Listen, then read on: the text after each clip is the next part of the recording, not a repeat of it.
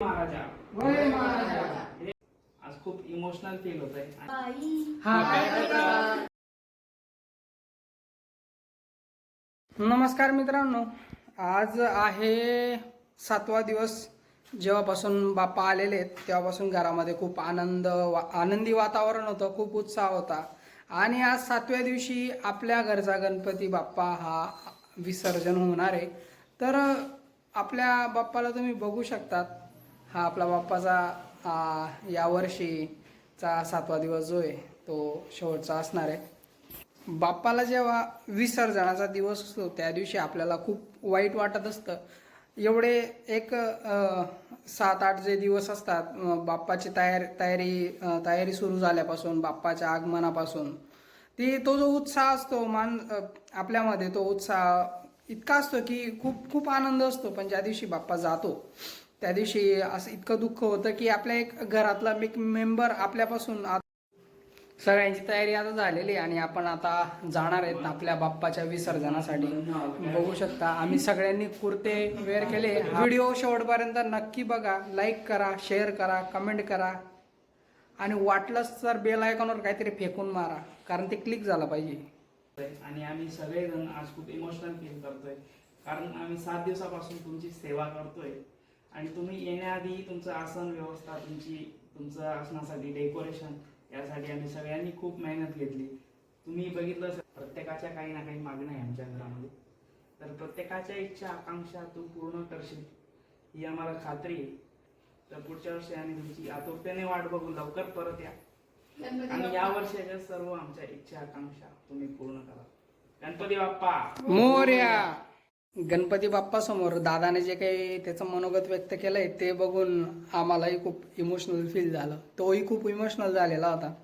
हे श्री गणेशा गणराया शंकर पार्वतीच्या पुत्रा कार्तिकेच्या भावा वक्रतुंडा बाप्पा मोरया, तुला आम्ही आज तुमच्या विसर्जनाच्या दिवशी गाणं गातो, ते ऐकून घे रे महाराजा. वय महाराजा. हे देवा, तुमच्या सर्व नातेवाईकांना, गोतावळ्यांना, शेजाऱ्यांना सुखी ठेव, त्यांच्या सर्व मनोकामना पूर्ण कर रे महाराजा. होय महाराजा.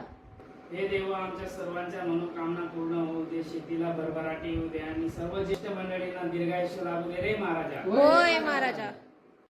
दादाने खूप भारी गाराणं मांडलं. ते ॲक्च्युली ते गाराणं मांडण्याची जी पद्धती कोकणाकडची आहे, पण ते आम्ही बघितल्यानंतर आम्हाला आवडलं आणि आम्ही जाता जाता बाप्पाला निरोप देण्याच्या अगोदर आम्ही आमचं गाराणं मांडलं बाप्पासमोर. आणि बाप्पा गाराणामध्ये काय असतं, गाराण्यामध्ये आपल्या ज्या इच्छा असतात, आपल्याला जे काही आपल्याला काही गोष्टी करायच्या आहेत त्या आपण बाप्पाला सांगतो आणि असा विश्वास असतो की बाप्पा नक्की आपल्या या गोष्टी पूर्ण करेल. आणि हा विश्वास खूप स्ट्रॉंग असतो सगळ्या लोकांमध्ये आणि बाप्पा नक्कीच ते पूर्ण करतोच. बाप्पाच्या आजच्या आरतीची तयारी चालू आहे, जी या वर्षाची आपली शेवटची आरती म्हणतानंतर खूप दुःख होतंय. पण काय, बाप्पाला आपण ठरवलेलं होतं की 7व्या दिवशी बाप्पाला उठवायचं आहे आणि बाप्पाचं विसर्जन करायचं आहे. पण त्या शब्दाप्रमाणे आपण आज 7व्या दिवशी बाप्पाचं विसर्जन करणार आहे.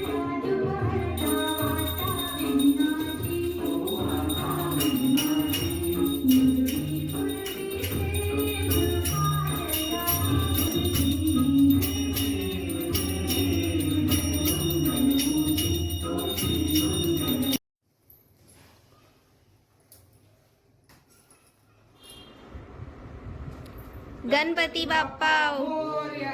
अर्धा लाडू फुटू करे, गणपती बाप्पा उठू उठू करे, अर्धा लाडू फुटू करे, गणपती बाप्पा उठू उठू करे, 1 2 3 4. गणपतीचा जय जय. आता आपण जातो विसर्जनासाठी. अरुणावतीच्या पात्रात आपण विसर्जन करणार आहेत. शिरपूरमध्ये अरुणावती नदी आहे, तिथं सगळेजण गणपती बाप्पाचं विसर्जनासाठी येतात. आपण पण तिथंच जाणार आहेत. तर आमच्या गणपती बाप्पाचं तयारी तर झालेली. आता हे दादा वहिनी ते आणतायत, सिनेमॅटिक काढतायत बाप्पाची.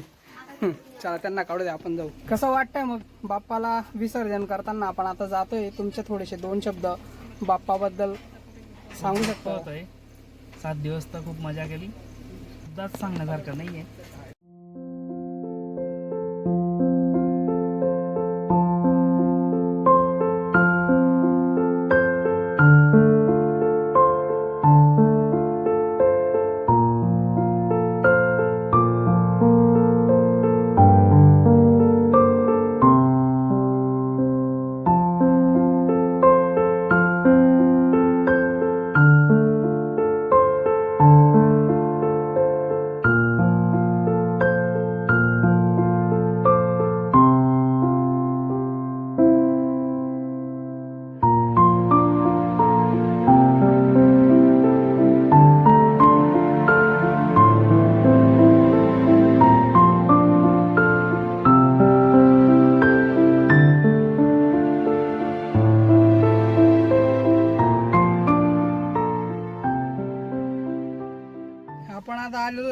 नदी पात्राजवळ अरुणावती नदीच्या किनाऱ्यावर आम्ही आता जातोय बाप्पाला गणपती विसर्जन करायला. गणपती बाप्पाच्या विसर्जनाची सुरुवात करतोय. इथं आल्यानंतर आम्हाला असं विसर्जनाचे नियोजन करून ठेवलेलं आहे. नियोजित गणेश विसर्जन इकडं आपल्या नदी पात्रामध्ये गणपती बाप्पाचं विसर्जन करून आणल्यानंतर हे जे त्यांनी विसर्जनाचं नियोजन केलेलं आहे त्या ठिकाणी आपल्याला गणपती बाप्पाचं टाकायचं आहे. कारण जेणेकरून आपली जी नदी पात्र आहे किंवा नदी आहे ती खराब होणार नाही, त्याचं पाणी दूषित होणार नाही याची काळजी घेतली गेलेली. आणि हे असं नियोजन यावर्षी प्रथमच केलं गेलेलं आहे. दरवर्षी तर व्हॉलेंटियर्स असतात इथं गणपतीच्या मूर्त्या कलेक्ट करण्यासाठी आणि त्यांना रिसायकलला पाठवलं जातं. पण यावर्षी त्यांनी ज्याला विसर्जन करायचं आहे त्यांच्यासाठी त्यांनी इथं सोय केलेली. तर आपण बघू आता तिथं विसर्जन करू. लागतोय का जोर तुझा?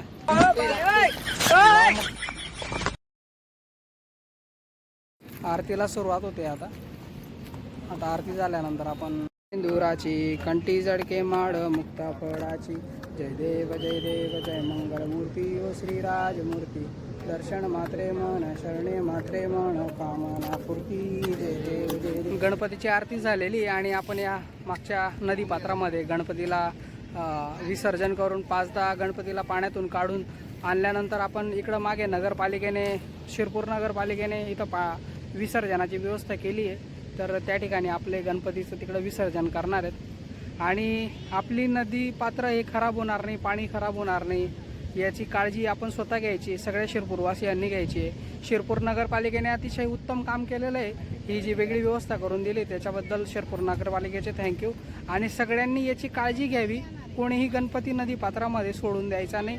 नदी पात्रामध्ये विसर्जन केल्यानंतर गणपती याच ठिकाणी टाकायचा आहे. ज्या पद्धतीने आपण देवाची सेवा करत असतो तसं त्याच पद्धतीने पर्यावरण हे आपला देव आहे आणि त्या देवाची सेवा करणं आपलं कर्तव्य आहे. या गोष्टीची काळजी सगळ्यांनीच घ्यायची आहे.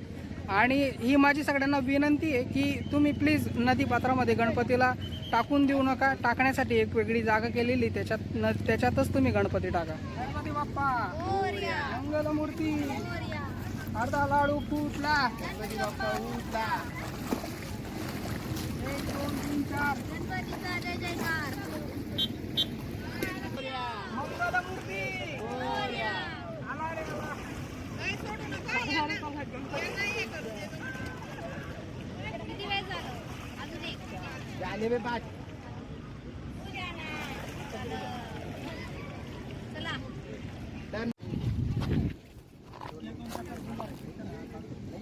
ओ जाना ये तो काफी ना जाना है.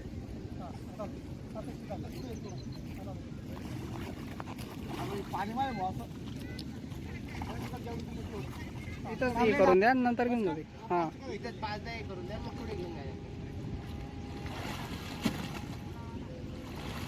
आणि गणपतीचं जे निर्माल्य ते पण त्याची पण एक वेगळी जागा आहे.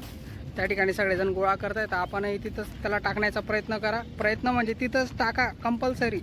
नदी पात्रामध्ये कुठल्याही प्रकारचा निर्माल्य टाकू नका जेणेकरून आपली नदी दूषित होणार नाही याची काळजी सगळ्यांनी घ्या. इकडं त्या कॉर्नरलाच इथं नदी पात्राचं ते निर्माल्य टाकण्याची जागा केलेली तिथं तुम्ही टाका.